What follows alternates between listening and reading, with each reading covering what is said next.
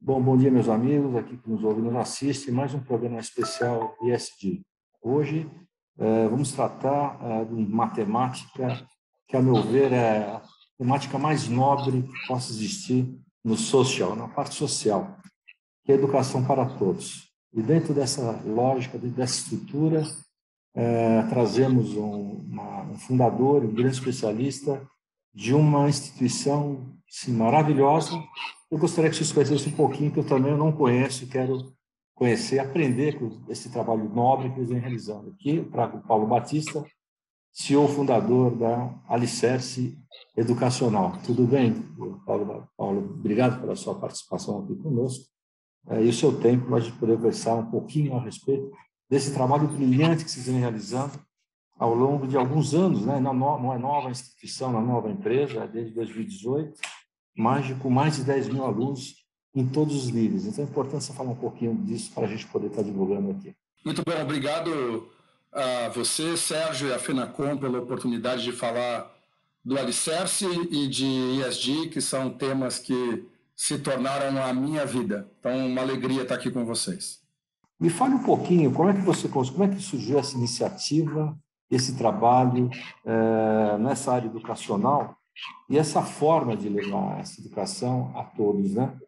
E pelo que nós vimos aqui, não só crianças, mas pessoas de todas as idades, né? E isso, de fato, faz muita diferença, né? Não só nesse sentido, como também a questão da diversidade, a inclusão de todos, também é uma coisa que nós levamos muito em consideração e acho que você está fazendo um belíssimo trabalho. Fala um pouquinho para nós como é que começou a iniciativa e qual o trabalho que vocês estão realizando nesse particular. O Alicerce é uma empresa de impacto social, né? Essa nova vertente que tem se chamado de setor 2,5, né? Então, é uma organização empresarial que se organiza com uma lógica entre a do terceiro setor, que é a filantropia, e o segundo setor, que é o meio empresarial, né? Por isso que é setor 2,5. E a implicação prática disso é que nós somos um modelo lucrativo, mas com margem de lucro definida, pré-definida. E toda a eficiência que a gente busca no negócio é para dar mais acesso, é para ser o mais eficiente possível e dar mais acesso. Então, o que acontece como qualquer empresa de impacto social é que a qualidade da solução não é proporcional ao preço. O preço é aquele famoso bom demais para ser verdade, né? E surpreendente, né? Então a gente leva uma educação de altíssima qualidade no contraturno por entre 150 e 200 reais por mês, a depender um pouco do modelo, né? E o Alicerce nasceu de um diagnóstico, né? Como toda empresa de impacto social, ele nasceu de um diagnóstico. E esse diagnóstico é um diagnóstico muito evidente, mas pouco falado, Sérgio, mas que todo mundo conhece. Quando a gente fala, todo mundo se identifica, se conecta e fala, é isso mesmo, né?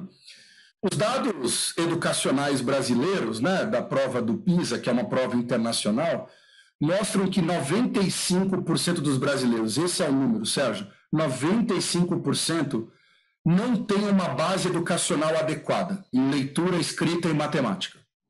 Num viés ainda mais crônico e grave, 70% não tem nenhum nível mínimo de base educacional. O que quer dizer que eles não sabem as 4 operações da matemática. 70% dos brasileiros não sabem multiplicar e dividir. Não sabem. E tem diploma de ensino médio, alguns 2 diplomas universitários, porque diploma no Brasil todo mundo consegue. É uma questão de você cumprir a jornada escolar ou, no caso da faculdade, às vezes pagar a mensalidade. Apenas já garante o diploma, né? Então, isso é o maior problema brasileiro, né? E, para mim, o maior sintoma disso é que a gente vê um desemprego estrutural no Brasil. Você vê 15% de desemprego estrutural. Quando você vai para jovens de 18 a 25 anos, você vê 30% de desemprego jovem, o que causa problemas sociais inúmeros, né?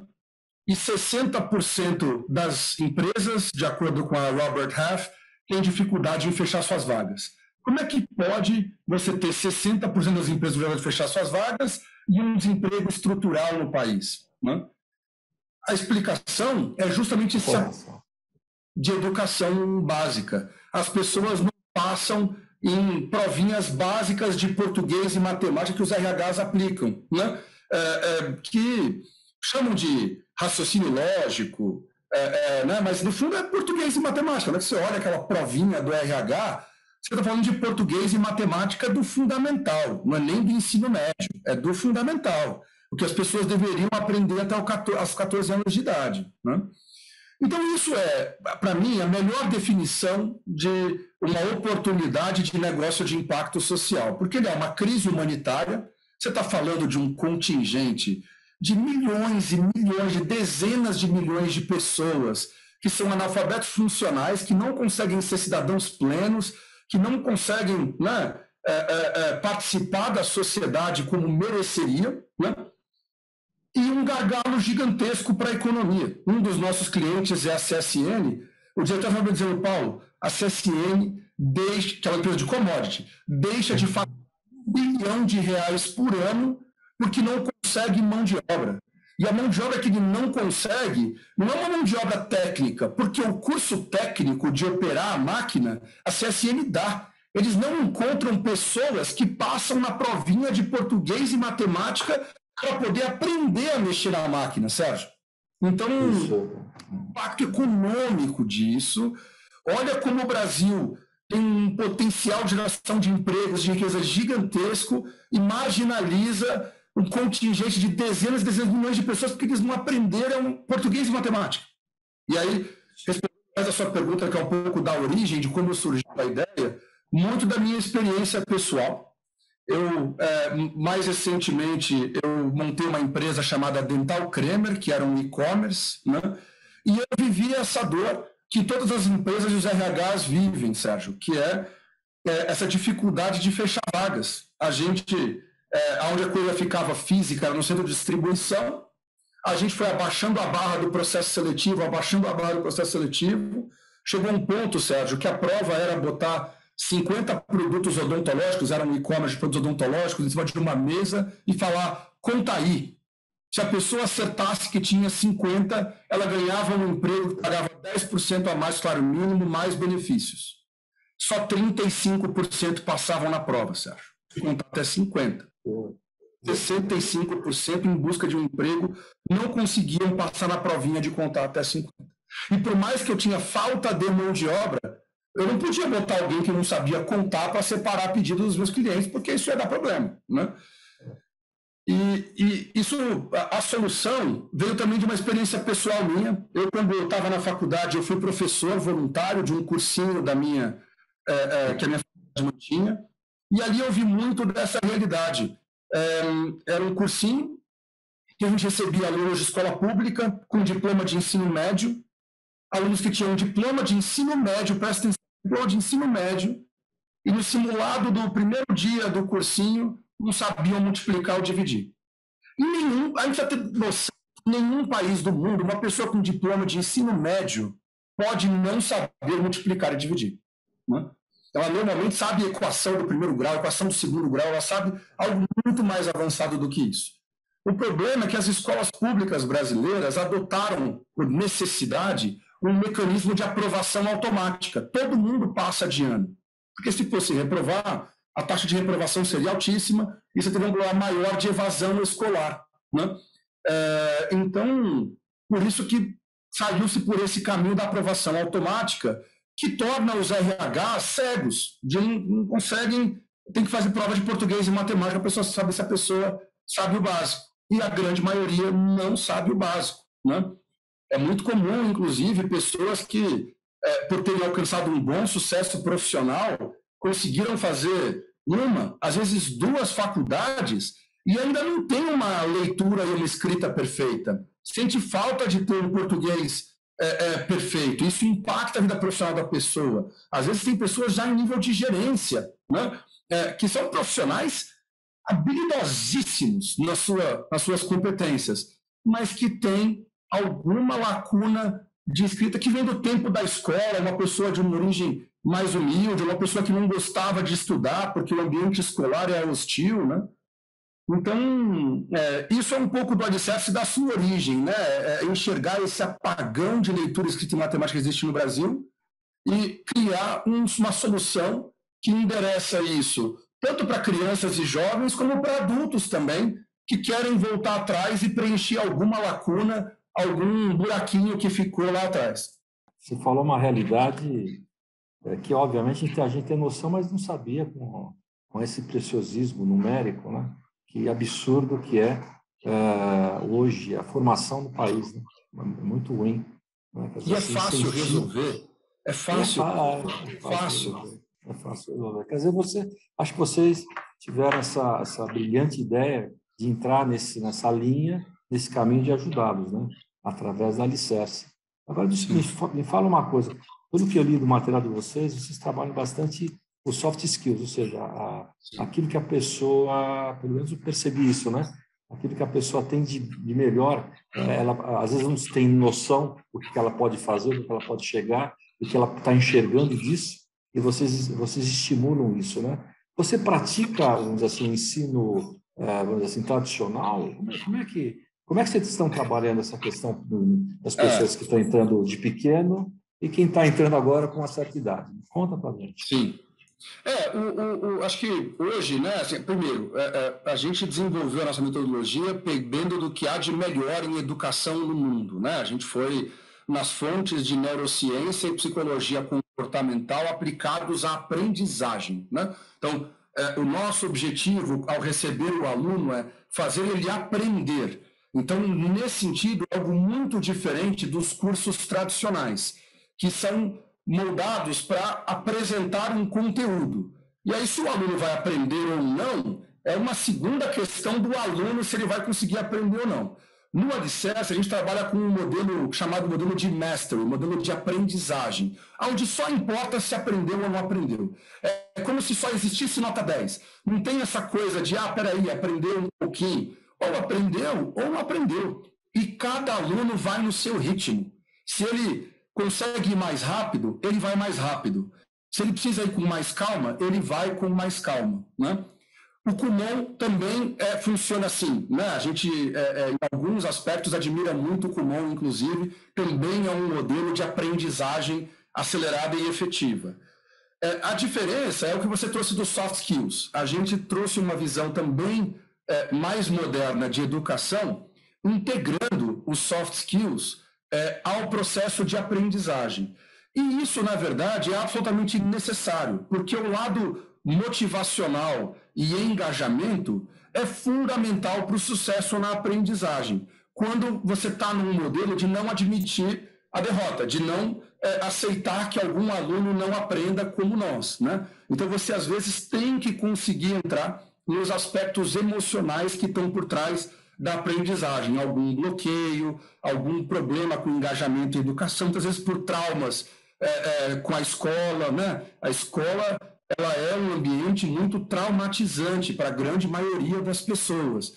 Na verdade, de 10 a 15% dos indivíduos são estimulados no ambiente escolar. Se esse número te parece estranho, eu te convido, Sérgio, a voltar para os seus tempos de escola. Na sua turma de escola, quantos realmente eram engajados naquela experiência ali? Eram os famosos CDFs, no máximo 10, 15% da sala, né?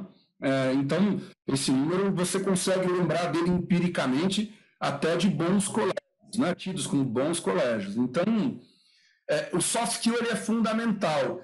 E ele é uma tendência, ele é uma grande tendência hoje, né? Está crescendo muito os soft skills, mas o que a gente faz de diferente é trazer a experiência de soft skills junto com o português e a matemática. Não é uma aula de socioemocional à parte, não é um momento de socioemocional com outro professor, como em alguns modelos.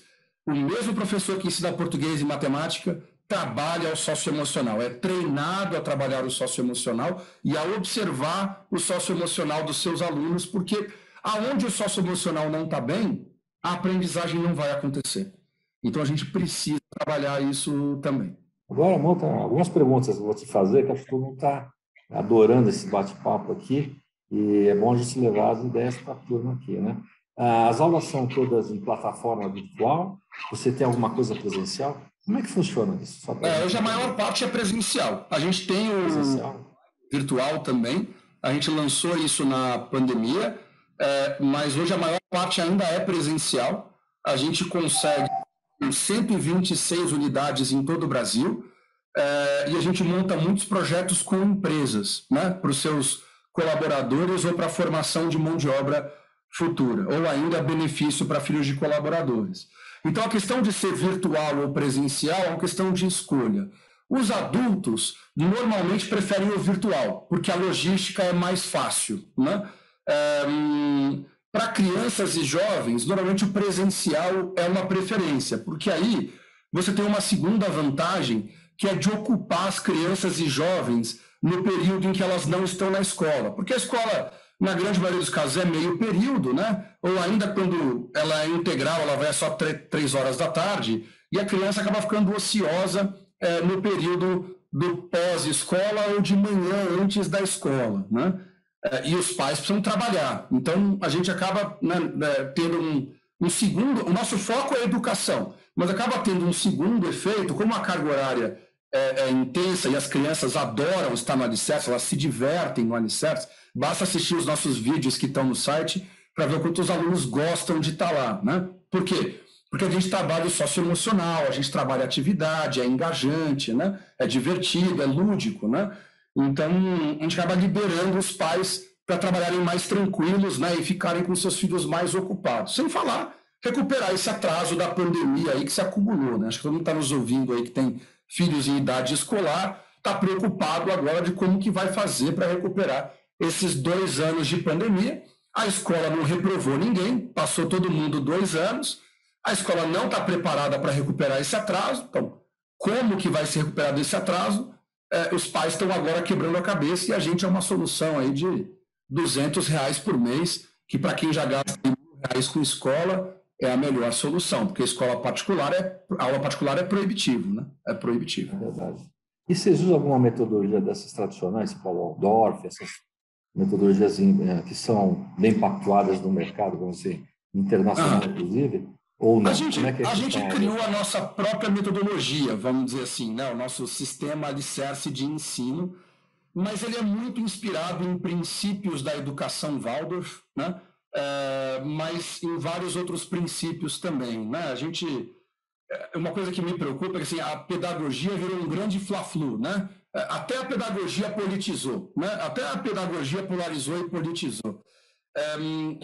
Isso é besteira. A ciência mostra que a melhor combinação é você pegar os elementos que dão certo de cada tecnologia ou cada experimento, né? Então a gente é muito baseado na ciência, né? Na ciência.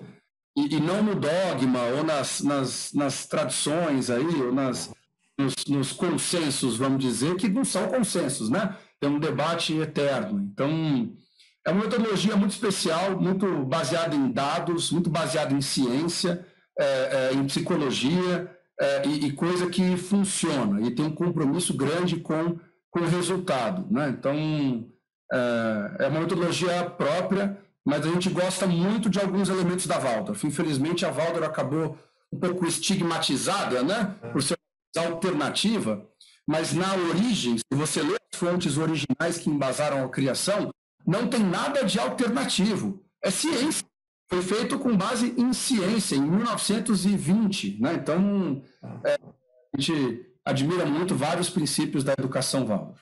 Deixa eu falar uma outra coisa, que analisando o teu material aqui, eu vi que vocês também trazem esse conceito da economia circular, acho que na apresentação de materiais. Sim. Isso é muito legal. A minha pergunta é, você também carrega bem a questão ambiental para as crianças, essa conscientização da natureza, de como é que tem que ser o mundo, enfim, vocês também, além de ensinar, vocês trazem esse aculturamento todo da conscientização que a gente tem que ter em relação ao nosso planeta Terra, ou não? Como é que funciona isso? Com certeza. Então, você acabou cobrindo os 3 pilares do alicerce, né? Então, a gente trabalha a base de conhecimento, né, que é leitura, escrita, matemática, inglês e programação de computador, isso é que a gente considera a base educacional que todo indivíduo deveria ter, os soft skills, e o terceiro é a descoberta. Na descoberta, a gente trabalha a expansão do repertório cultural do nosso estudante, seja ele adulto, seja ele criança ou jovem, né? E aí a gente traz o contexto que é relevante para ele, né? Dentro dessa dimensão da descoberta, pode vir desde alguma competência técnica, por exemplo, técnica em vendas, que a empresa quer desenvolver naquele estudante futuro trabalhador, colaborador dela, como podem entrar temas como sustentabilidade, cidadania, direito para crianças e jovens, né, para justamente trazer, até a gente trabalha muito as artes, né, a música, né, para trazer repertório cultural. Né? E tudo isso é integrado num debate contínuo de projeto de vida. Né? Então, quando você pega descoberta, repertório cultural, onde a sustentabilidade é um destaque, sem dúvida, a base de conhecimento e o socioemocional, esses são os 3 ingredientes para você construir um projeto de vida potente. Né? E a gente trabalha esse projeto de vida com a pessoa, seja ela um adulto, seja um jovem, seja uma criança, a gente trabalha essa orientação para os objetivos de vida, esse motivacional, né? Toda essa base aí do que virou o fenômeno do coaching, né? Então a gente trabalha muito isso com todos os nossos estudantes para empurrá-los no seu projeto de vida através de muita mentalidade de crescimento. Vocês que trabalham com faixas etárias totalmente diversas, né? Desde o adulto, pequeno, adolescentes, o nível de absorção deles nessa conscientização e no aprendizado são equivalentes? Ou você acha que é meio diferente aí para as faixas etárias? Como é que você percebe excelente isso? Excelente pergunta, Sérgio. A ciência diz que a aprendizagem de crianças e jovens é mais acelerada do que de adultos, pela plasticidade cerebral. Biologicamente, crianças e jovens aprendem mais rápido. A partir dos 21 anos, o cérebro começa a perder alguma capacidade de aprendizagem. Porém, o que a gente observou na prática é que o que os adultos têm, talvez um pouco menos de plasticidade cerebral, biológica, eles têm a mais em motivação. Por quê? Porque o adulto, ele já sentiu aonde que aquela lacuna de leitura, escrita, redação, interpretação de texto, ou às vezes uma matemática mais avançada, impacta a vida dele. Então, o adulto, ele vem muito mais focado. Ele vem para alicerce para um curso de curta duração, para em 4 meses resolver aquela lacuna e fechar aquele buraquinho que ficou por uma questão, às vezes, histórica, né? E aí ele acaba compensando isso. Então, a ciência me exige te dizer que crianças e jovens aprendem mais rápido que adultos, mas o que a gente vê na prática é que os adultos compensam essa pequena limitação com muito mais motivação e sentido, que ele sabe por que ele está aqui, e ele está aqui para aprender, e ele sente aquele prazer de voltar a estudar, de estar resolvendo um trauma da vida dele, e aí ele pega uma espiral muito positiva. Isso acontece um pouquinho com o jovem adulto também, acaba tendo esse mesmo fenômeno, né? Então, essa é a resposta. Fantástico, Paulo. Realmente um espetáculo que vocês vêm fazendo, né? E eu percebi também, vi que vocês, além de, evidentemente, já ter um custo que ele é irreal, né? É o que você comentou, né, no início, né? É um projeto maravilhoso, super consistente, um custinho, né, que ninguém quer acreditar, né? Eu sou São Tomé, só acredito vendo, né? É mais ou menos essa história. Mas dentro disso, além de tudo isso, você tem um braço filantrópico, né? Você tem um instituto que você criou, Alicerce, para poder também levar aquelas famílias mais vulneráveis, né?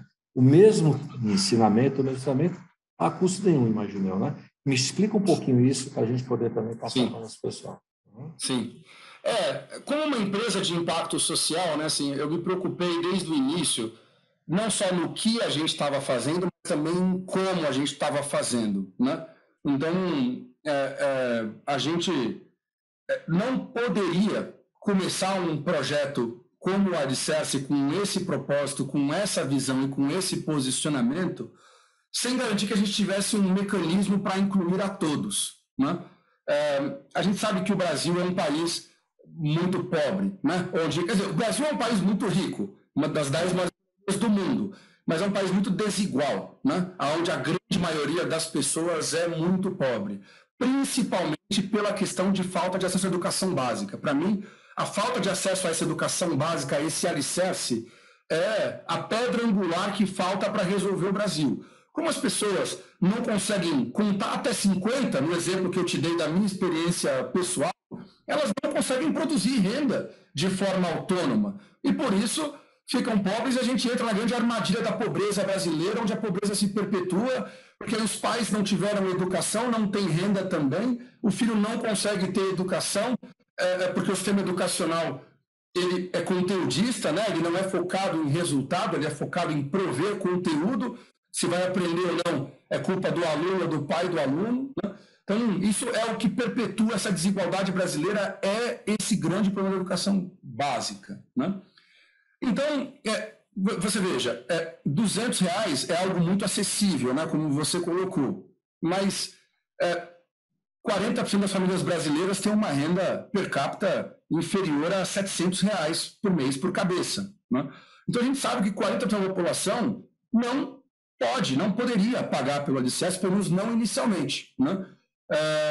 Então, a gente criou um instituto, né, que oferece vagas no alicerce a custo operacional seco, direto, basicamente o salário do professor, né?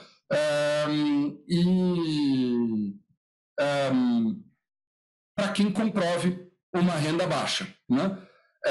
E ainda capta doações de doadores para poder dar bolsas integrais para essas pessoas também, né?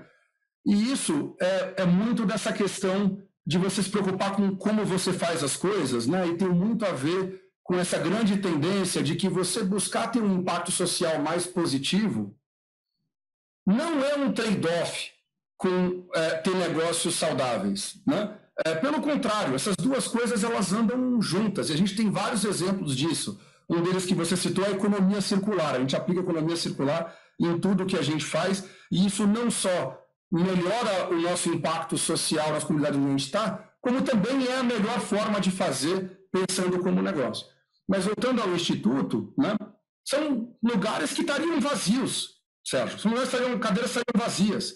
Por mais que eu esteja cobrando só o custo, e numa sala cheia, abrindo mão de um pouco do lucro, eu estou dando acesso a pessoas que não teriam acesso. Essas pessoas não seriam meus alunos. Então, eu não estou canibalizando receita. Pelo contrário, eu estou incluindo pessoas que não poderiam pagar, né? Estou abrindo mão de lucro, sim, sem dúvida, mas em cima de uma pessoa que jamais seria meu aluno pagante. E quer saber o que é mais interessante?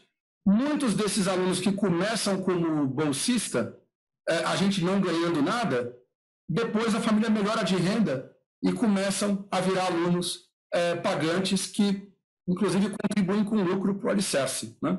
Mas, como eu falei no começo, o lucro do alicerce com o grande impacto social, ele é pequeno, ele é definido, ele é muito pequeno, por isso que o preço fica tão baixo.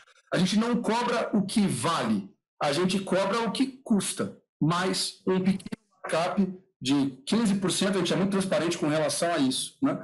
Então, essa é a equação de uma empresa de impacto social, e aí você consegue ter um negócio de alta qualidade a um preço muito acessível, que cresce muito mais rápido. Por isso que a gente chegou em 10 mil alunos em 3 anos, né?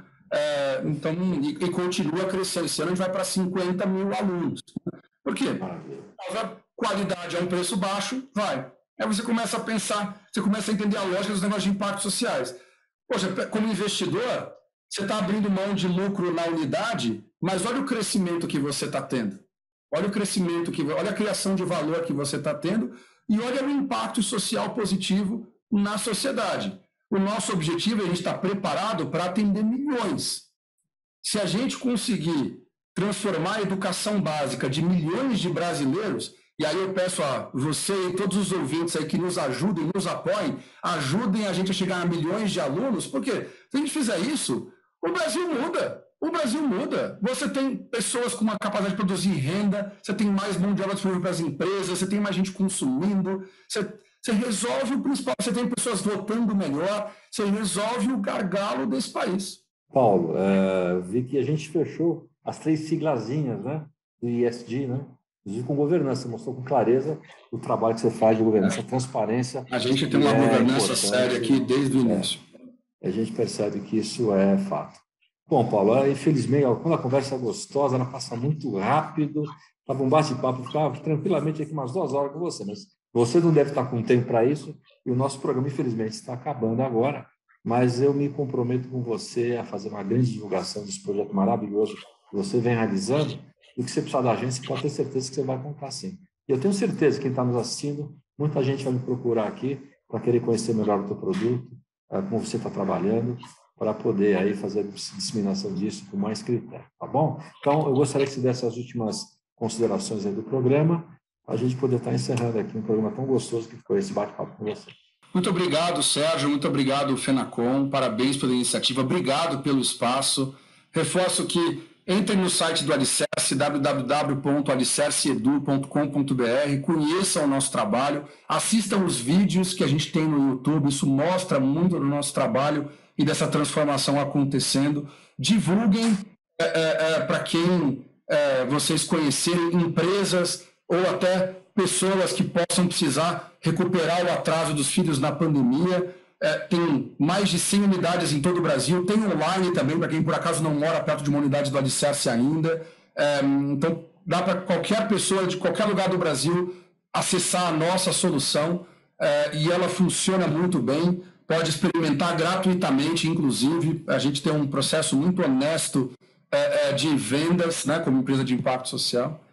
E é isso, e parabéns por terem esse canal sobre o ESG, para além do que é o Alicerce, como vocês entenderam, está totalmente focado nisso e conversando com as empresas para, dentro do Pilar S, fazerem projetos com o Alicerce para qualificação de mão de obra e para benefício de filhos de colaboradores. Para além disso, eu sou um fã da temática e eu acho que todo esse ecossistema da contabilidade tem que cada vez mais estar envolvido com isso e aprendendo sobre isso, porque, né, a tendência cada vez mais esses riscos ambientais, sociais e de governança terem que estar provisionados em balanço, né? Então, cada vez mais os contadores que têm que assinar o balanço vão ter que ter uma visão sobre como que estão os riscos ambientais, sociais e de governança daquele balanço que ele está assinando. O IFRS já trouxe alguns elementos disso, eu não tenho dúvida que vem mais por aí. Então, Sérgio, obrigado, parabéns pelo trabalho da Fenacom também, e parabéns aí a todos os contadores aí do Brasil. Sem vocês, as empresas não rodam. Obrigado, Paulo, de novo. Prazer enorme conhecer aqui. Pretendo fazer mais programas com você, porque gostei do nosso bate-papo, falei sério da divulgação que faremos, é verdade. E em breve estaremos entrando em contato com você para poder divulgar melhor o teu produto e esse maravilhoso trabalho que você vem realizando. Então, meus amigos que nos ouvem e nos assistem, obrigado por mais um programa e até semana que vem, se Deus quiser. Forte abraço.